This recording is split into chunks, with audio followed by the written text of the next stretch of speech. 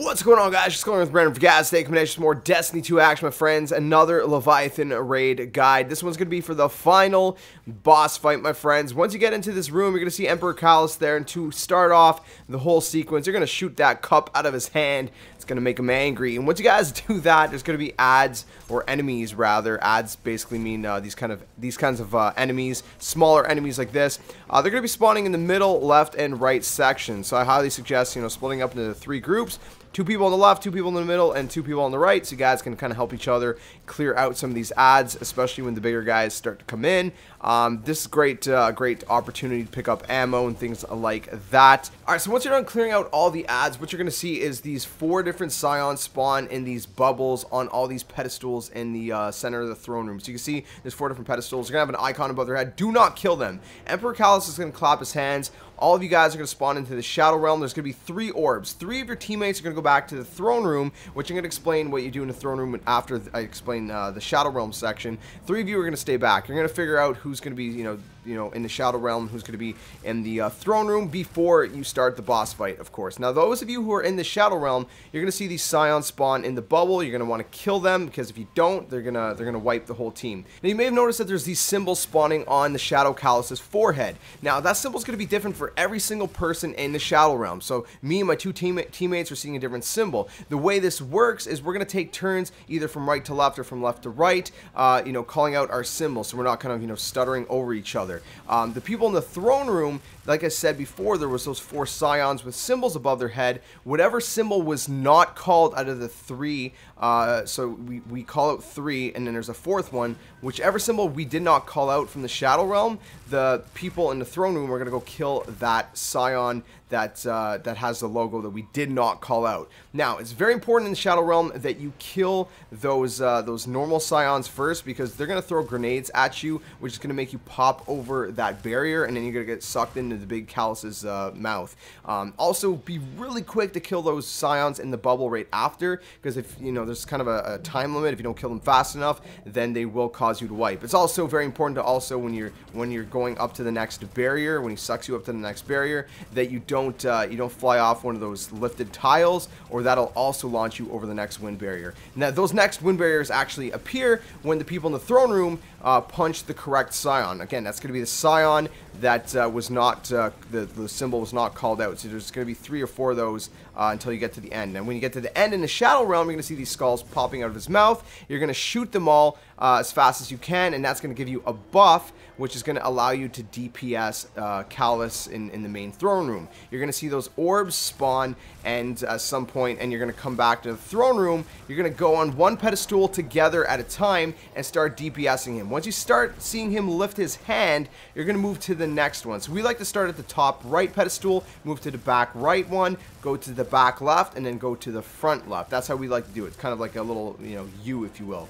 A backwards U, I guess you could say. So you're going to DPS him as much as you can. It's very important that you're all standing on the pedestal together, because you can only DPS him when you're sitting there. DPS means, being able to attack him. So you do as much damage as you can, use long-range supers, use rocket launchers, use whatever you can. It does a lot of damage. The Merciless is very great for this phase. And again, you guys can see that he was starting to lift his hand, and we moved on to the next one. So if you don't get off when he starts to lift his hand, and you stay on the pedestal, then you're gonna end up wiping. You're gonna get absolutely destroyed. So now that I explained how it works in the Shadow Realm, let's go over to the Throne Room section, so you guys can kind of see and get an understanding of what you're gonna do if you are staying in the Throne Room rather than being part of the group that's going into the Shadow Realm. Alright, so what if you're one of the people in the Throne Room? Now, you're still gonna get teleported into the Shadow Realm when Calus claps his hands, but you're gonna grab one of those orbs, and you're going to warp back here. Now, it's also important that if you're one of the Throne Room people, that you make sure that you know which orb you're all going to be grabbing, like left, middle, and right. So you don't, 2 people don't go for the same orb, if you will. Now, right here, you can see which scion I just went and punched. That's because the other 3 symbols were called. That means cup, axes, and beast, or dog, whatever you want to call it. I call it dog, sometimes call it beast.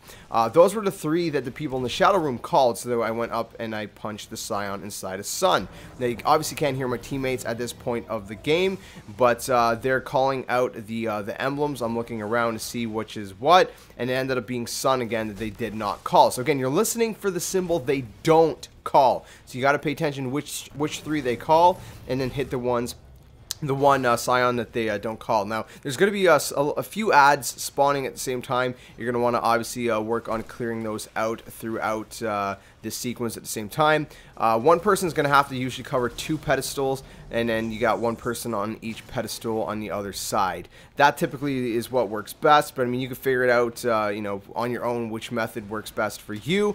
But definitely pay attention to those ads as well, so you guys don't get killed by them, while obviously paying attention to the symbols that are being called out, so you guys can punch the correct Scion. Now, once you guys go through all of those, these Scions will stop spawning. Just work on clearing ads and having as much health as you possibly can in the throne room. There's a reason for this, because at this point, your teammates in the Shadow Realm are going to be shooting those skulls to gain a DPS buff. Now, at some point in the throne room, you're going to see Calus start to lift his hands. He's going to start glowing, and he's going to have a white shield below his yellow health bar. Now, that's going to do damage over time to you guys, as you guys just seen on my screen. What you're going to want to ideally do is get that shield down to a sliver and try to have as much health as you can before he does that, so you guys can last as long as you can, because as long as that shield is still up, your teammates in the Shadow Realm are able to still kill skulls. The skulls will still be spawning, so they can gain a higher buff. But again, the minute you guys destroy that shield in the throne room, those skulls will stop spawning, and these orbs will spawn in the Shadow Realm for your teammates to return to the throne room, so you guys can all DPS Calus. Now, you guys can see on the left side of my screen, in this specific phase, we had about 59 force of will, which is pretty decent. It's not amazing, but it's pretty decent. I would say, you know, the bare minimum might be like 40. I mean, if you get less than 40, like, you know, in the 30s, you might be able to pull it off if you get a really good buff, the other, you know, the other kind of cycles, if you will.